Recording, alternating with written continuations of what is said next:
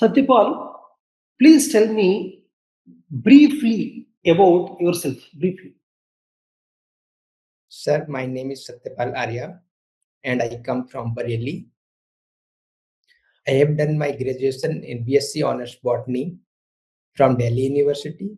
After this, I did MSc in Genetics from Delhi University itself. Thereafter, I did PhD from National Institute of Immunology. Then I have worked as a scientist at National Institute of Animal Biotechnology in Hyderabad. National Institute of what? Animal Biotechnology. Okay. See, as a scientist, you can invent several things. You can contribute to the nation at a very higher level. Why do you want to leave such a prestigious job of scientist and come into Indian Forest Service? Why? Because see, you have done genetics masters and PhD in prestigious institution like immunology, NI, and working as scientist. So why do you want to completely shift your career? Sir, I studied in biological sciences and my research career has taught me to understand the biological system at the molecular level. But over time, I realized that to make the greater impact at the community and at landscape level, where administration provides a greater opportunity.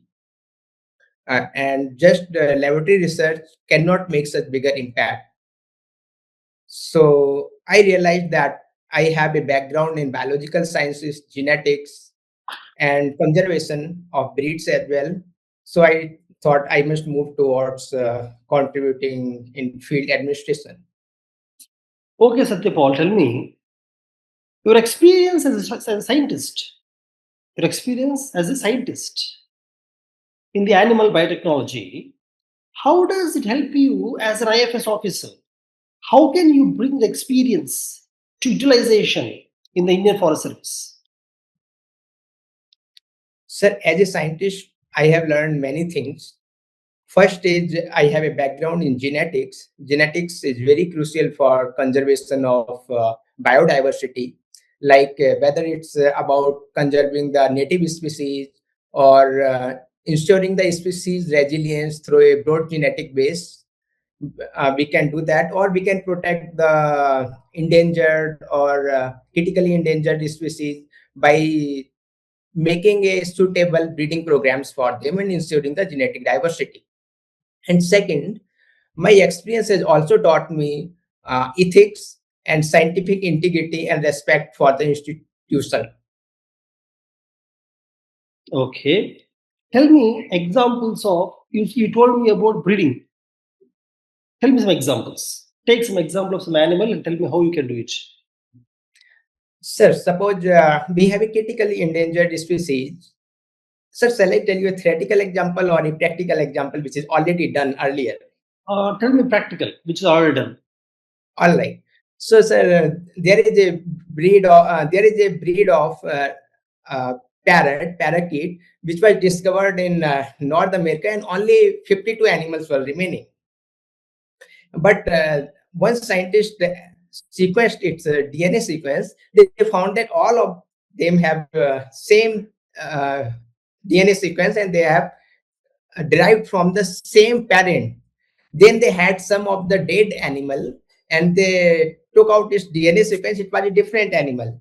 So they made some mutations in the existing species and converted its genetic background. So they brought new genetic variation in the existing population to make the genetic base bigger, which provides this species resilience against the disease and environmental impact.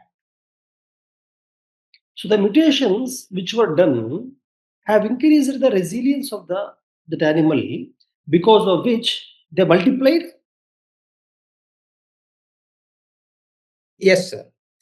To ensure if a species, suppose we have 52 animals and or individuals, all of them have same genetic background, then they will be equally susceptible to any disease. If they have different genetic background, then there will be a different degree of resistance or susceptibility, and we can protect the population overall. Good. Oh, Satyapal, see, in that case, whatever critically endangered species are there in India, can we really do mutations in them and ensure that they will be multiplied in large numbers? Is it possible? Any critical endangered species, almost every critical endangered species can do the same thing. Sir, it depends on the species. If Okay. Tell me which species we can do. I think it would be possible in some large mammals like Bengal tiger, but we already have a large number of Bengal tiger and enough genetic variation in them. If some other large mammal is available there, which has very small genetic base, we can do these things in that. Because nowadays DNA sequencing is quite easy. I'm sorry to interrupt, sir. Yeah. Okay, no. See, recently in the news you might have read the tiger population is increasing in India in large Yes. numbers. So, increase in the tiger population in India, is it completely a good news or is it bad news in some aspects? What do you think? Yes, sir. Tiger population has increased in India significantly. I think broadly it's a good news. Now we have a larger number of population, and because population is huge, it's more than 4,000 or 5,000 animals, and I believe that it will have a good amount of genetic variation among them. No. See, the point is it really a good news? The increasing tiger population in India, is it really completely good news or is it bad in some aspects? It's a good news, sir. But if we look at the other aspects, such as if the number of animals will increase, for example, in this in Tarai area, the number of tigers is increasing in Tarai belt. There is a more uh, human and wildlife conflicts are arising because the tiger has a very broad range. It can go to 400 kilometers from its place. So it will keep on moving. We have to protect their corridors. We don't have that much range of protected area. So these issues are happening in Hyderabad itself, sir. Like Hyderabad. one time moving from Maharashtra to Kaval Tiger Reserve and still moving around villages. Okay. See, the Forest Conservation Act. Are you aware of the Forest Conservation Act? Yes, sir. It is recently amended. Are you aware of this? Yes, sir. Can you tell me any amendment, recent amendment of FCA, which is raising concerns? Which is raising concerns? First, please tell me the major amendments in FCA. So in 2003, the Forest Conservation Act 1980 has been amended. The first major amendment is that they have changed the definition of the forest. No, I am talking about the recent amendments. Recently, for example, Yes, sir. 100 kilometers from international border, and plantations. You have heard plantation I outside plantation I outside the I forest. did hear about it, but I'm not able to recall the full story about it, sir. Okay. However, one of the concerns of the recent FCA is that it is impacting the livelihood of the tribal population, and also it is impacting the biodiversity. But I think you are not aware of it, right? Yes. It's okay, leave it. You know Paris Agreement, climate. Yes, sir. Do you know what is NDC, Paris Agreement? Sir, it's nationally determined goals. Yeah, contributions. Yes, contribution. NDCs are also recently amended. India amended its NDCs. Are you aware of that? Sir, India has increased its target for the carbon sink. Now they have targeted it to 2.5 billion tons of carbon dioxide sink by 2030. Any other changes in the NDCs of India? And other than this, India has given Panch Amrit, which includes uh, achieving the carbon neutrality by 2070, and by 2045, I'm not able to recall exactly, India needs to achieve 50% of electricity from non-renewable sources and 50% of energy from non-renewable sources. This is also included in Panchamrit. You told me just now about carbon sink, right? Yes, sir. Tell me, what is carbon markets? What happens in the carbon markets? Sir, in carbon markets, there are some financial instruments called carbon credits can be traded.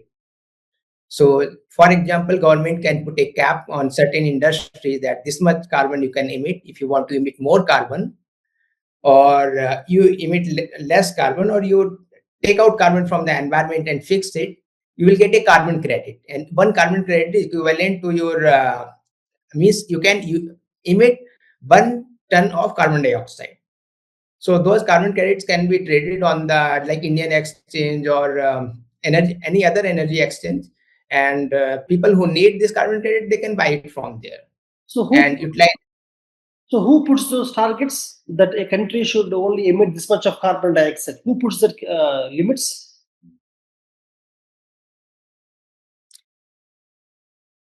Sir, it's government. I believe government puts those targets on the industries. Which That how much government? carbon. Which government? Government of India has put targets like that? Really, Government of India put target for the thermal power corporations, all these things to emit all I'm this much of carbon dioxide? not sure about it, sir. Hmm. Internationally, do you think every country has a limit on the emissions, or only few countries? Only few countries have, like USA have recently moved out of Paris Agreement. They don't have limit. Why? What is the reason explained by USA for moving out? Sir, I do not know the exact reason. Okay, no problem. Tell me, what is climate economics? I do not know about it, sir. Oh, no problem. You are from which district of Uttar Pradesh? I am from Bareilly. Bareilly. Tell me, what is the percentage of forest land in Bareilly? In Bareilly, how much percentage of district has forest land? Sir, I believe it's 0.9%. That's what I read a few days earlier. Tell me, forest cover in Uttar Pradesh. What percentage of the Uttar Pradesh state land is covered under forest? Sir, it's less than 1%. Less than 1%. Enter Uttar Pradesh. So that's what I can recall at the moment. I read about it in ISFR 2023. Yeah. So, state of forest report, you read that? Yes, sir, I did go through it. According to the state of forest report, which state has the highest forest cover? Which state has highest forest cover in the area wise, and which state has highest cover percentage wise? Percentage wise. So area-wise, Madhya Pradesh has the highest forest cover, and percentage-wise, it's Arunachal Pradesh. And if we talk about UT, then it's Lakshadweep. Arunachal Pradesh, what percentage? I cannot recall exact number. It's around 85%, I believe. Is it possible to have that much forest cover? Yes, sir. What is the reason? Why that much forest cover is there in Arunachal Pradesh, whereas less than 1% Uttar Pradesh? What is the reason? Sir, in Uttar Pradesh, there is a lot of population pressure. It has around 18 crore of population, while Arunachal Pradesh has a very small amount of population and very less number of developmental projects as well, which are causing deforestation in Uttar Pradesh. Why the population of Arunachal Pradesh is not growing at the rate of Uttar Pradesh? What are the reasons behind that? Sir, it's geography doesn't support that big population. If we compare to Uttar Pradesh is mostly Gangetic plains, which supports large amount of like agricultural produce, which can support big population. It's plains, easy to inhabit, and lots of industries have come up, which can support livelihood of people. While Arunachal Pradesh is in the northeast, just in a remote area where there is very less livelihood opportunity, as well as climate is very harsh. Tell me, name some endemic species of Plant. Name some endemic species of flora and fauna which you find in Uttar Pradesh only. Only Uttar Pradesh. Sir, I do not know. I will read about it, but Okay. So, are you following the present situation in Iran? yes, I do read about it, sir. Tell me what happened to the Strait of Hormuz? At the moment, it's partially closed, sir, By whom? by IRGC, which is a What? force of Iran, Can you abbreviate the IRGC? Iranian Revolutionary Guard Corps. So it's a Is it different from the army of Iran? What is the specialty of IRGC? so IRGC was formed to protect the ideals of the Iranian revolution.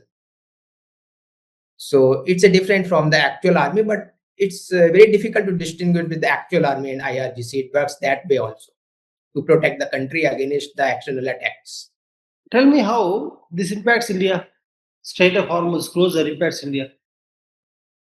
Sir, India imports a huge amount of oil and gas from the Middle East, and from a state of Hormuz, around 20 to 30% of oil and 60% of liquid this LNG is shipped to India.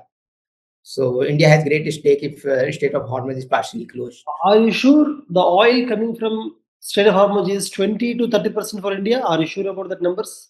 No, sir, I am not sure about it. Okay. 60% LNG, are you sure?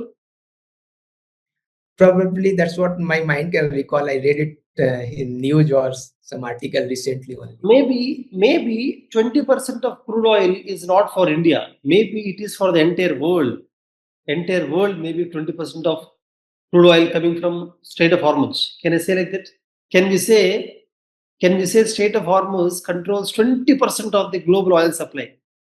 Can I say like that, or all I India? think probably both are true because there is Kuwait, there is UAE, there is Saudi Arabia, and all the countries that crude oil is coming from that way. If Strait From Kuwait, 7% of crude oil is coming from Kuwait. if Strait Hormuz is closed, if Strait Hormuz Yes. is closed, how can India get the oil from Saudi Arabia? Is there any alternative route? Then we have to take it from Red Sea area, from the Red Sea. Is Uh, there any pipeline in Saudi Arabia? Is there any pipeline in Saudi Arabia? I'm not aware of that, but I believe that through the shipping route, we can go through Red Sea and come through the alternate route. Let us say the oil barrel, the price increased by $10. $10. Tell me the possible impacts on the Indian economy. It will have huge impacts. We import 90% of energy from outside, and if oil prices increase, in that case, our account deficit will increase widely.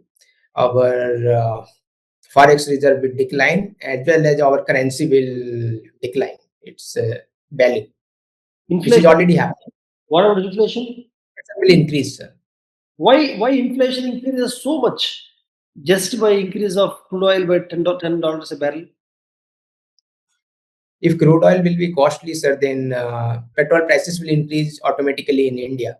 So what? And if it's costly, then the CPI will increase Why? Why? because it has a component of fuel. So if fuel prices are increasing, and second, fuel is required for a lot of economic activities. So gradually, everything will increase in prices. Why should It's the required. why should the food price increase if oil price increase? What is the relation between oil and food? Sir, that energy is required for the production of fertilizers in India. So fertilizers will be costly, so input cost will increase for the agriculture produce. Transportation. Transportation as well, yes, sir. Tell me your hobbies. I think you did not tell me about your hobbies, right? Are you not interested to discuss about your hobbies? Sir, I like long distance running, meditation, and I write diary as well. Long distance means how many kilometers you run? Sir, long distance means any distance which is bigger than 10 kilometers. That is considered as long distance. What is your best timing for 10 kilometers? Sir, it is 42 minutes on the road and 39 minutes on treadmill. Okay. What kinds of problems do long distance athletes get in their legs? What kind of injuries? Tell me some common injuries. Sir, common injuries for long distance running would be the first is the plantar fasciitis, which happens generally if you increase your distance or pace suddenly. And second, this ligament problem. Generally, this uh, collateral ligament gets injured, so we have to take a break from that. These are two major injuries which happen. Is it good to run on hard surface like tar road? So it depends on perspective. Actually, if we are running at a comfortable pace, it won't affect anyway because all the marathons are organized on tar road only. So it will not affect much. But if we are running more than for what we have trained, then it will certainly affect us. What is Achilles? Achilles knee. Yes, sir. Actually, sometimes it might happen, but I haven't faced that problem yet, so I don't have deeper knowledge. I only faced these two problems, so I Okay. know that I'm taking 3 months So do break you for. do meditation? Meditation is your hobby. Do you do meditation regularly? Daily? Yes, sir. I do it daily. Can you tell me different types of meditation? There is vipassana meditation. There is mindfulness meditation. And there are different meditation techniques, like there is box breathing, there are different kind of patterns of breathing, and then there is pranayam, Which like one, Vastrika. which one do you prefer, Vipassana or Pranayama? Which one do you prefer? I generally do pranayam, sir, and sometimes I do mindfulness meditation. At the currently I do box breathing for 10 minutes as soon as I wake up. I go for box breathing. Which one do you suggest for students of below 10th class? Which kind of meditation? Vipassana or box breathing or mindfulness, whatever, or Pranayama, which one? I would suggest mindfulness meditation for 10th class. Okay. So you did not mention any sports. Why you're not interested in playing any sports? So running is itself a sport. I have run many half marathons and longer distances as well. Okay. But see, by sports I mean anything, tennis, badminton, football, cricket, volleyball, anything. You don't play anything? I do swimming, sir. Okay, okay. I can swim. Same long distance swimming. I can go for that as well. Oh, long And distance? How long? maybe some 4 5 kilometers, more than 2 kilometers. I can do it. Okay. Prizes, medals, scholarships, none? Sir, actually, I have not filled there. I'm going to fill the DAF. So what I will be putting in that, I am putting gold medal in graduation Hmm. and junior research fellowship CSIR Hmm. and ICAR NET in genetics and plant breeding. Hmm. And leadership position, I am going to put. I was co-principal investigator of a livestock genomics Hmm. project. Hmm. And in hobbies, I am going to put these three hobbies, which is long distance running, meditation, and diary writing. Okay, tell me what exactly you have done in the livestock. In livestock, sir, we were trying to use scientific tools to identify the indigenous breed and differentiate it from the crossbreeds, because the indigenous population which is native to India, that has resilience against diseases and climate change. Once we can identify them, we can protect, we can increase its population, and it can also enhance the milk yield and other livestock products as well. So after the research, you had done research on that. Yes, sir. Do you think we have to slowly reduce the crossbreeding and encourage the indigenous breeds in India gradually? Do you think so? Sir, if we crossbreed the indigenous population, which is washed Taurus, it enhances susceptibility to many diseases like mastitis. There is FMD. Because of these problems, we started this project to identify the pure breeds. Yes. Tell me why some states have become so successful in dairy, whereas some states have still not even started it. Why such contrasting difference within the Indian states? Sir, it has multiple factors. First is the livestock population. They have larger population of livestock, but that is not the only factor. There are supply chain factors also, like in Gujarat, there was Amul started from Gujarat, so that people can supply their milk to Amul and they can again supply to the cities. Once they get benefit from this, they will start seeing as a good livelihood. While the same thing didn't happen in other states. And then they also started working on the better breeds, which are high yielding, and also they started crossbreeding, because the foreign breeds like Jersey breeds, they give around 20 liters of milk, while our breeds like Sahiwal or these things, they give only 2 to 4 liter or 6 liters of milk a day. Okay. Have you ever got a chance to go to the coastal area and see the mangrove forest? Have you ever got a chance? Yes, sir. I have been to coastal area. What is the importance of mangrove forest in climatic adaptation? Sir, mangrove forests protect first coastal erosion. They also protect the coastal areas from storm surge and tsunami and other extreme climatic conditions. And it also provides the habitat for the huge amount of flora and fauna. What is the importance of mangrove forest in climatic adaptation? It can provide adaptation against extreme climatic events like storm surge and cyclones, which are happening more frequently and more severely. And it provides as a like a belt or break, so that it can protect or we can adapt against these climatic phenomena. What is blue carbon? What Sorry, is sir. blue carbon? So blue carbon is the carbon which is fixed in the water, like ocean or any other water body. Carbon fixed in the water. Yes, sir. Are you sure It about can, it can include phytoplanktons, zooplanktons, animals which are living in water. All of them are made up of carbon. Can't we call carbon sequestration blue carbon? Yes, sir. Okay, your interview is over. Your interview is over. Thank you, sir. Now I'll give feedback. Okay. Yes, sir. Okay. See, no. I will be recording it. I'll give it to you. You know it, write down. You can go through Okay. it. Okay. Satya Pal, see, what I observed is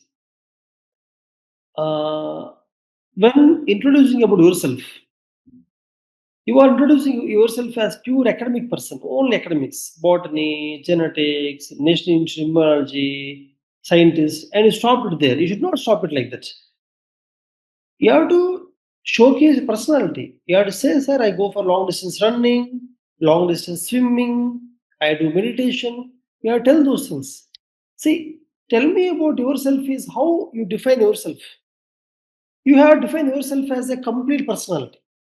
If you define only as academic personality, they actually feel that, see, a knowledgeable person is very useful for forest service.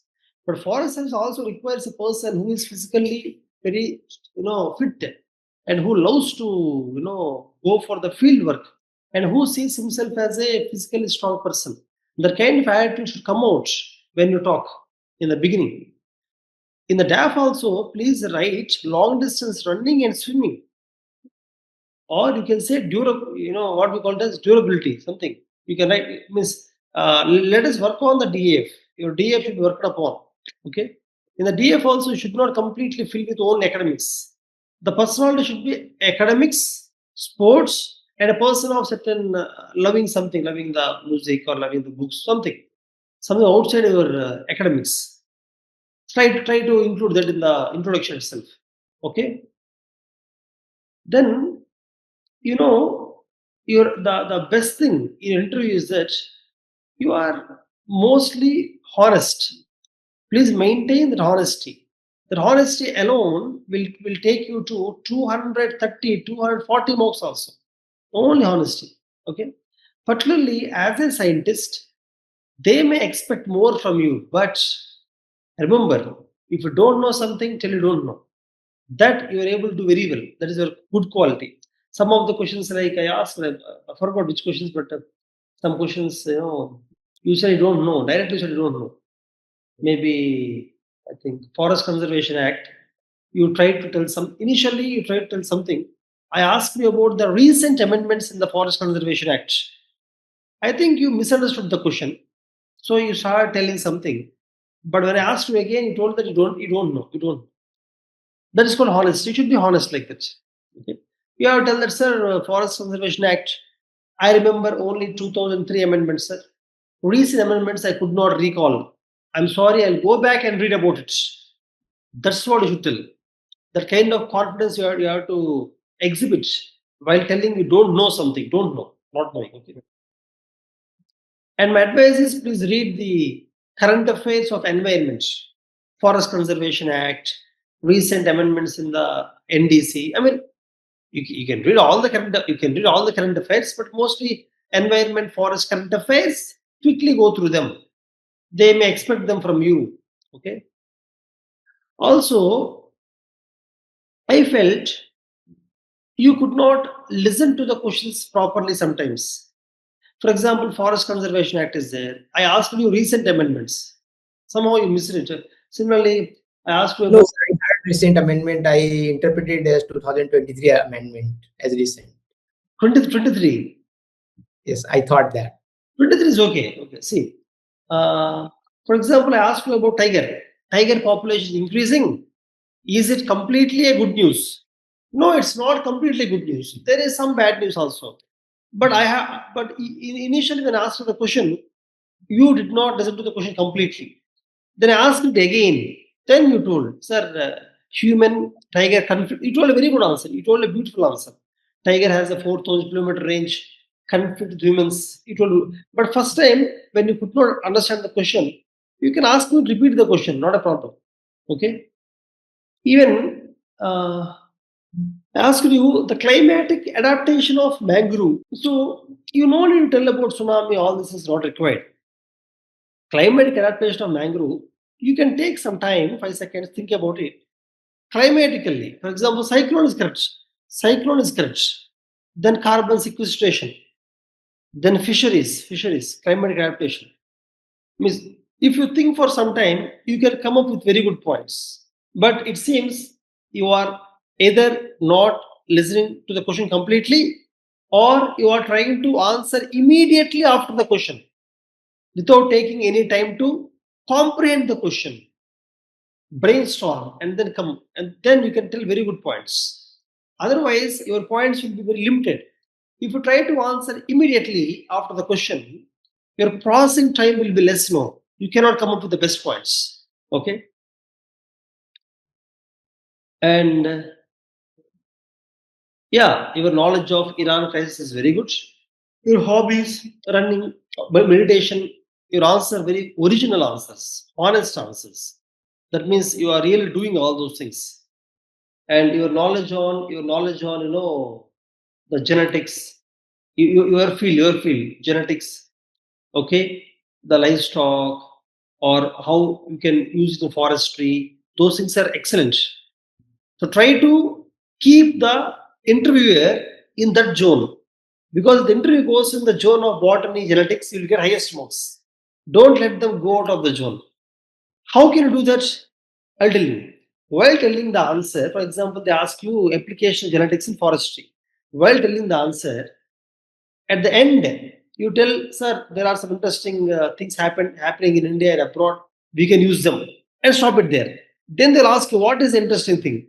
Then you tell, sir, so and so country have to means you keep them to that subject only. Whatever questions are asked in your answer, try to end the answer something interesting so that interview goes in that direction. Because you are really very strong in that area, genetics, botany, all these things. Okay, that will really help you score very good marks. Because Satyapal, you have some strengths. Okay, IFS needs some kind of personality. Your strengths overlap sometimes, and some strength of IFS you may not be able to exhibit. So I suggest you to tell those things also. That's all. Okay. So strong points, good communication you have got. You are honest. You have good knowledge of current affairs. Weaker points, environmental current affairs, not listening to the question completely, trying to answer the question immediately without brainstorming, and not exhibiting some of the personality traits you have, which are required for IFS. That's all. Okay. If you want, you can. I'll send you the recording. You go through interview once again. Do self-assessment. You'll understand better. And DAF. Once you fill that DAF, if you want my suggestions, because in DAF, what you have to do is you write hobbies, interests, all these things. No, you should frame them such a way that they're easily understandable, attractive, and they should make the interviewer ask more questions. If you frame in a difficult language or very common things or technical terms, not interesting, they will not ask. They will leave it. They will leave it. Don't do that. After filling DF, send it to us. We'll have a 5 minutes discussion. I'll try to rephrase some of sentences. Then you can submit it. Okay. Okay. So, any doubts you have got? Any doubts? So at the moment in DAF I have sent you, it's exactly same. Only the things, blank columns I have filled, which is academics. In academics, I have filled three things. First is CSIR JRF, CSIR Junior Research Fellowship. Second is ICAR NET in Genetics and Plant Breeding. Third, Savitri Bai Dinanath Gold Medal in BSc Honors Botany. Very good. In second column, in second section, which is the leadership positions, I have put co-PI of Livestock Genomics Project. In third column, which is hobbies, I have put three hobbies. First is long distance running, comma. Running and swimming. You put running and swimming also. But I'm not very confident about putting actually swimming, because when hobbies came, these three things came to my mind. So I just put those three things. Okay, okay.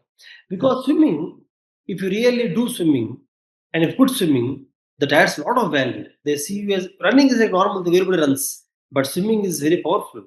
Your personality actually will be coming out as a very courageous person.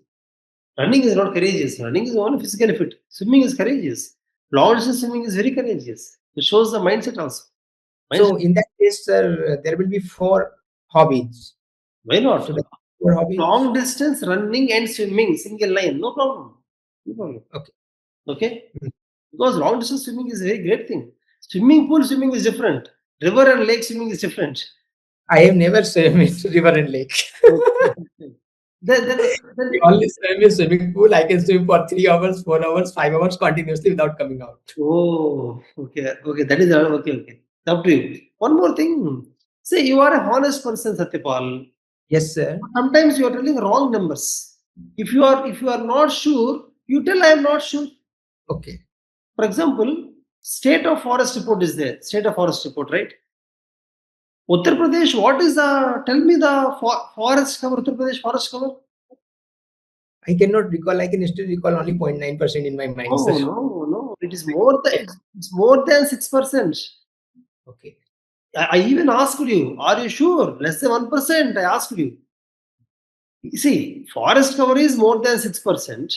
If you include the tree cover, It is more than 9%. Okay. I will learn it by heart, sir. This fact. No need to buy out all states. Only your state, Uttar Pradesh is enough, and the top states, Madhya Pradesh, Arunachal is enough. Okay. No. Okay, Satya Pal, all the best. Do well. Sir, I wanted to ask few things. Like my optional is botany and forestry. So how should I prepare for that? Because syllabus are huge. No, don't prepare. Don't prepare. Leave it. They will not be asking more questions on the bottom and all. They won't ask. Don't worry about that. Don't waste your time in such kind of things. They may ask only one question. For that one question, you cannot spend hours and hours. Even if you entire botany also, still they may ask unknown question. So don't work on that. Work only on current affairs, environmental current affairs, your hobbies, and forestry based questions. That's all. Don't work on botany. Okay. So they might ask from forestry as well. Forestry not as a subject, general environment, forest, mangroves, climate, carbon, NDC, all these kind of things. Invasive species, general things. Okay. So core forestry things are not so important. Like there are different silviculture practices. No, they won't ask. They won't ask. Don't waste your time on such theoretical things. No. Okay. What was asked in mains is not going to come now, because Yes. what I was doing just now, for botany I was not able to do so much of the things are there, so I just prepared past 3 years papers, took the topics, and same I was applying for forestry also last 3 years papers. That's it. No, my suggestion is in Telegram channels, you can find the interview transcripts of last 3 years of IFS. Go through Sir, I them. need Telegram channel for that actually. Yeah, I'll send you the link. Join them. There many candidates who went to IFS interview have kept their transcripts. Join in those groups. Go through all transcripts. You'll understand what kind of questions are coming. What kind of questions are coming. Then you can focus very well. Understand? Yes. I'll send you the links. Okay? Yes, sir. That's great help. All the best. Take care. Thank you, sir. Sir, after this, we are going for a offline interview as well. Yeah. If you're in Hyderabad, you have to come to offline interview. Where along with me, there will be some IFS officers will be there. It will be a panel interview. Panel interview, just like UPSC interview. Just like UPSC interview. Okay. Okay. Okay, Satya Pal. Fill the DF. Okay. Fill the DF and prepare well. Okay, thank you, sir. See you.